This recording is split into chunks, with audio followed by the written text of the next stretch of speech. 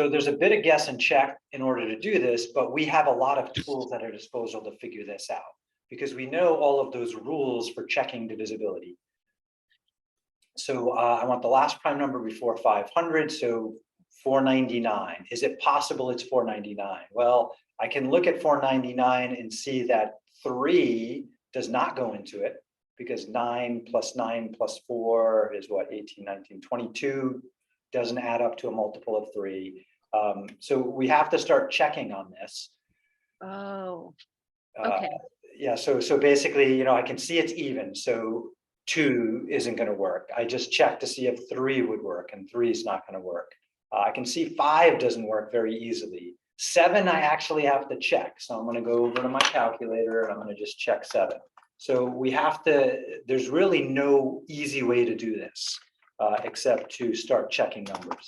So I just, That's where I was stuck. I was 499. like, did I miss like how to simply do this? But checking, that's fair. Yeah, so this is what I mean by guess and check. Yeah, so 7 doesn't go in. And then the question is, well, how far do I have to go to check this out? And I'm just going to bring my calculator in here.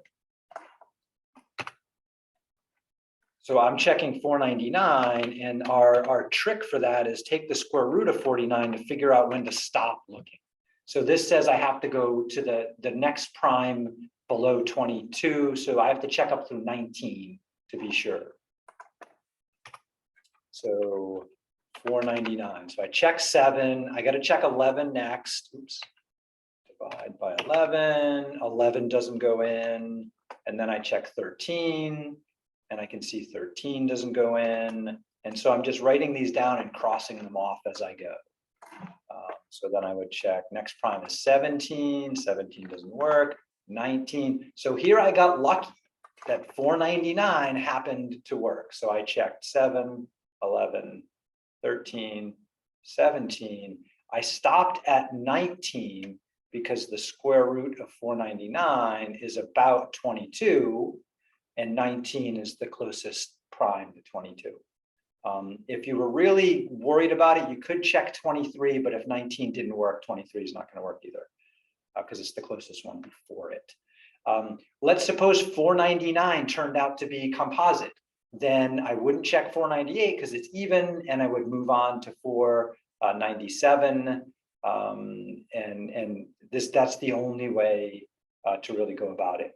The other way is to make a bigger prime number sieve like we did. And I think that's more work than this backtracking is to figure that out. So that's recommended. Okay, that is very helpful. Thank you.